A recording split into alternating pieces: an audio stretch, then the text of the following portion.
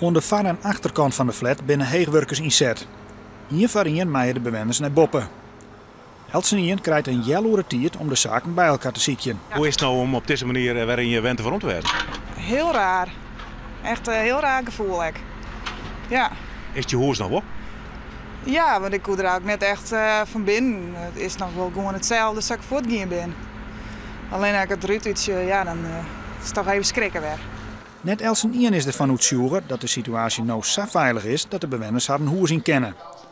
Dat doch blikken op de informatiegekomsten van de man in het WTC-hotel. Ik ga er niet eerder in dan dat ik de zekerheid heb dat de woning veilig is. Had je ook redenen om aan te nemen dat het net veilig is? Toen het gebeurd was, heb ik de voordeur heb ik geopend om te kijken wat er gebeurd was. Daarna wou ik hem dicht doen en toen zat mijn voordeur al klem. Nou, dat is normaal een kier van een aantal centimeters. Dus zoveel speling zit er al gewoon in het halletje.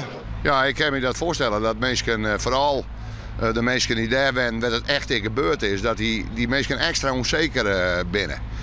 Dus die angst die neemt zich net zomaar voort. Maar uw mensen hebben goed gecontroleerd of het echt verantwoord is om dit te doen. Want veiligheid giet wat u betreft voor alles. We nemen het zekere voor het onzekere en geen enkel risico. Achter de flat zit bewoner Melle Kleisma van de Hikke te Sjen. Zijn vriendinne is de flat in. Zij met spietige nacht van Kleisma dierbare zaken steen litten. Maar gitaren, hè? Die staan er allemaal in. Dat is een heel gevaarlijke zaak. Je ook meenemen, dat kan dus niet. Ik was niet in het thuis. Nee. Hoeveel gitaren had je er staan? Zo'n 10.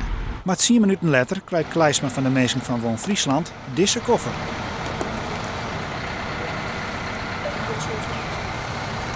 Stuk.